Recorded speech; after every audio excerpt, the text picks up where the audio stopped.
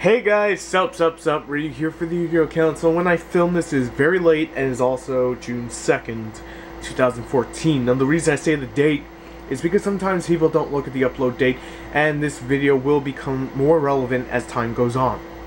So I'd just like to cover that basis. So what we're talking about today on Coffee Time, which is a Yu-Gi-Oh! Discussion video that we do every Monday and sometimes on random days, because I feel it's important to get these discussions in. They're just amazing. And we're going to talk about heroes. Now this is going to basically break the lines. And when I say break the lines, let me explain this to you. The council is not set on one defined type of video or type of player. We are based for everyone, pros to noobs. And this is going to basically hit for everyone. There's something here for everyone. We're going to talk meta impact. We're going to talk just impact to the game, what Splashabllity power, well, these new cards will have, and we'll go from there. And then hopefully you guys in the comments will, if you post a comment, will, get active into the comment section and actually create a discussion pool, which is what I'm hoping for. So to start with, we have a bunch of new fusions, and the one card I really want to talk about is pretty much the replacement of Stratos, which you'll see a picture of now when I edit it in, is Elemental Hero Shadow Mist.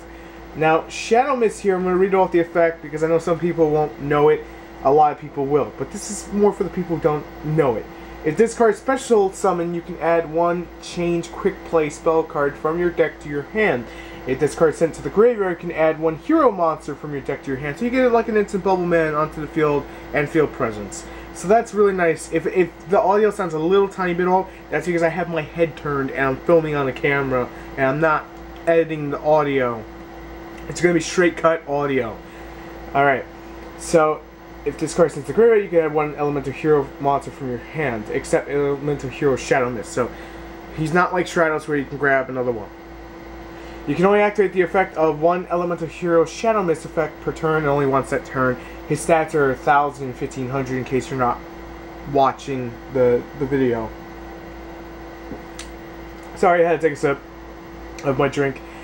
So he's dark, he opens the place for Dark Arm, and the best usage to get him in the graveyard really fast in the new hero version would probably be Armageddon Knight if you want him in the graveyard, Foolish Burial. You could also argue you have a little chain which has Splashabllity to basically help you bring out Nova Master, which gives you more draw power and more OTK power, I guess. From my personal experience, going against the deck is very challenging, and it holds a lot of power, and it's kind of the power boost that, in a way, not exactly because you can't compare it, is the way that Lightsworn got a nice boost. This is pretty much the same kind of standard. It's really nice. Now, he is Warrior, that's pretty obvious, because I know a lot of you can't read Japanese since I read off the effect. He is a replacement for Stratos, and going to be ran at 3 is amazing. Now, what I really want to talk about is the cards he grabs, and one of them is, I want to make sure I got the name right here, Mass Change Second, and you'll be seeing an image of that right now. Discard one card and target one face-up monster you control sent to the graveyard. And if you do, special one Mass Hero monster from your extra deck with the same attribute as that monster, but with the higher level. You can actually use this in Mermills. And that, you're probably like, but really, why the hell would I want to use it in Mermills? Because it blows up your opponent's back row, and Mermill is just good for destroying everything else. And it is also quick play. So, if you're playing a water-based deck, you can actually splash this in, get back row destruction on your opponent's turn, because we know artifacts are a thing, but we don't know when the Elemental Hero Destruction deck, which this is from, is going to be hidden in TCG, so that's why we had to make that assumption in the current state. Given that we probably will still touch upon it once we get closer to an actual release date, but I think this is a really nifty card, but there's still another little effect. Now, it has to be a higher monster, special summon monsters treated as a special monster off Mass Change. You can only activate one Mass Change second per turn. It is a really good card, and it has a lot of Splashabllity because obviously there's new Mass Heroes, which we're going over in a second, and one of them appearing now is Mass Hero Dark Law. Now, his name is a little weird. He's got 2,400 attack stat, he's level 6, so he's going to carry a lot of flexibility. And some of you are probably going, but I don't understand how he's going to carry a lot of flexibility. Alright, let's get a little crazy here and go a little abnormal. We could probably splash some Blackwings for tech, for shits and giggles. Now, it may not be the most consistent thing, but it'd be one of the most hilarious things I've ever talked about. But it opens the door to a lot of different decks being able to splash that are attribute based. One of those, I know how much you guys hate me for saying this, is Shed Dolls. But a big user that could get a benefit off this that no one will really see coming, I was going to say Dragon Rulers, but then you have to use the smaller little dragons to get it off. But it is an option. It is an option. But pretty much Shed Dolls get more power. Once per turn, when your opponent adds a card from their main deck to their hand, except during the draw phase, you could banish one random card from your opponent's hand. This card is very nasty, and with the Mass Change second that we just mentioned a minute ago, I have my computer next to me until I'm reading this off, that we mentioned a second ago, you can actually chain it to when your opponent starts drawing crazy amounts of shit off of Max C and just start banishing stuff out of their hand, and, well, it's gonna suck for them. I feel like this is a great option for a lot of decks. 2400 is still nothing to scarf at. I mean, you know, it's going to be pretty easy. Any Monarch's going to get over that. You know, most decks can handle 2400 monster with ease. But then again, you have to argue that you're basically using this on your opponent's effect to shut them off. And it's just hilarious. The other card I want to talk about is Form Change. You can target one Hero Fusion monster you control, return that monster to the extra deck, and if you do, special one mass hero monster with a different name from your extra deck with the same level as the original monster returned. There's no attribute clause for this one. So them absolute zero decks get a freaking boost off this, and it's quick play. And did I mention that Shadow Mist could search it out, and that's kind of dumb. I could search it out. I don't hate heroes, but I don't enjoy the 5 back row, not gonna lie. But again, this is one of those options that you could basically just say, alright, I have a fusion. Now, it's not super useful, you know, splashability wise, because it has to be a hero fusion, so this one's not going to get splash. Pardon me. Oof. Pardon me again. This one's not going to be splashed like Shadow Mist and Mass Change second. Those two are going to be the ones that get splashed more than anything. I'm losing my place here. But now, to get the Shadow Mist effect, Call the Haunted, A Hero Lives, pretty much any monster, Soul Charge. That's the one I was thinking of. I was like, Monster Reborn, but it's not even around in the TCG. But Soul Charge will get you the secondary effect, and the secondary effect is when especially you add the change card from the deck to the hand. So I think heroes are getting a lot of power. We have Mass Hero Koga, who has no stats, like everything's hidden. He's in the structure deck. I will give you more details as I know that. But there's a nice little picture of him, so speculate in the comments what you think. He's level 8, and I think he looks pretty freaking cool. Kind of reminds me of a certain Pokemon by the name of Scyther, but I know not everyone plays Pokemon. And finally, the last card I really want to talk about before we go into the second part of the video, which is the breakdown of how this will affect the deck and deck analysis and all that stuff, is Contrast Hero Chaos. This is also found in the structure deck. It is 3,000 attack against level 9. About time a hero gets a 3,000 stat. I think there's been a hero that had 3,000 stat, but it wasn't really all that good. That's done the wrong way. Must be fusion summon, cannot be special summoned by any other ways. When this card is face up on the field, it is also treated as a light monster. So that's something important to remember, because if you use Light Imprisoning or Shadow Imprisoning, it will affect it. Either one will affect it. Once per turn, during either player's turn, you can target one face-up card on the field, negate that face-up card's effect into the end of the turn. Now, why is this so important? You could easily splash Vanity's Emptiness inside of your hero deck, or something that's going to hurt you, and negate it for the turn, special like a maniac, and on your opponent's turn, they can't get over that. And since the card's negated, in theory, I would still have to check rulings, since a card would probably go to the graveyard, you wouldn't have to really worry about shutting off your Vanity's Emptiness. It's just negated to the turn. I'm not fully sure on that, hence why I don't want to fully comment on that. Now, I kind of lost my... Oh, right, it's a fact. Sorry, I kind of lost my place there because, you know, I film like 10 minutes at a time to put everything together. Now, Dark Lord... Sorry. Contrast Hero Chaos Now, some of you argue catastrophe is not commonly used, but it does stop catastrophe, it does stop commonly things like that. You could stop a Necro Valley and go from there.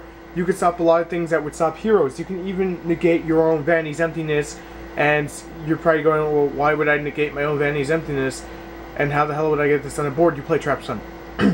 And you negate your Vanity's emptiness, so on your opponent's turn it's active, and when it's active on your opponent's turn, you could pretty much just shut them down and have a giant field where they can't special and out to it. And certain decks will basically die straight to that, meaning that heroes get a lot of power. Now let's go into how this will affect the deck builds and what we'll see from it before we go into a full, well, how does this affect the meta kind of thing. Because that's kind of still a little bit off. We still have a lot of time to see how this will evolve, and players are very creative when it comes to it. So, the one thing I want to talk about here, while my computer starts making noises because I knocked out my phone that's charging on it, is this. From the deck itself, they're going to get a lot of faster pace, kind of how Lightsworn did. But the thing to remember about heroes is that they carry a lot of back row. So in a sense, it's like playing Trap Trick's hands, where you have pretty much everything you could ever ask for, but with Fusion on top, it's like a cherry on top of the whole deck. I'm not going to sit here and say it's going to be tier 0, no. I would never call a deck tier 0, unless I truly, honest to God, felt it was tier 0 and saw that it was tier 0 in the TCG. But like I said, we can't fully comment because we don't know about that Goga yet. But I do have to say they're getting a lot of fun stuff, and A Hero Lives is eventually going to find its way on the ban list because of this, and that's without question. I mean, I may be wrong for that, but I feel that that's going to be one thing we're going to see from this whole thing. Now, something that, I'm sorry if me drinking a sip bothers anyone.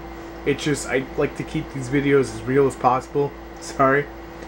Now, the one thing that really comes to my mind when it comes to heroes is I think we're going to eventually, when the deck comes, we're going to see it as a top 16 or top 32 eventer.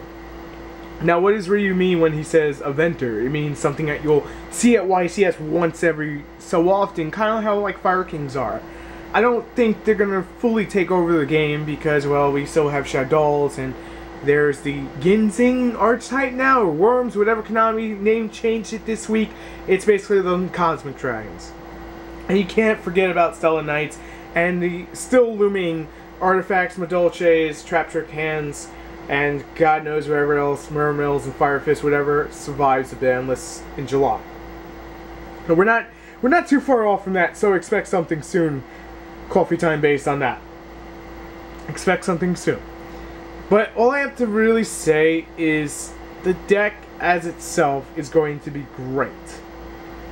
And when I say that it's going to be great, it has a lot of uses outside of heroes. And I mentioned some of them throughout the video. Now, I haven't sat down and played through these variants and, you know, tried with it. I know a lot of you have, so take a second, put it in the comments, so that way we can get the brain juices flowing. It's always a good thing. It always inspires more coffee time. But I think, honestly, Mass Change II and Shadow Mist will be the two cards that get splashed and possibly lead into a new wave of some sort of, like, Teledad deck. I mean, I'm not going to sit here and say, no, it's going to run, like, 2 Dark Arms and all that fancy poop again. We're never going to see that again, because Dark Arm going at 2 would just break the game even further. I think we're going to see something close in the aspect of it, and in the aspect of what we've been seeing recently with Trap Trick's Artifact Hands. God, that is annoying to say. I'll just call it HAT from the remainder of the video. It's an abbreviation form of it. HAT, Teledad, and Plants all carried one aspect to the deck. The aspect is that the deck is a bunch of good cards. I think that we may see something like that. I feel like someone will tap into that and make it a thing.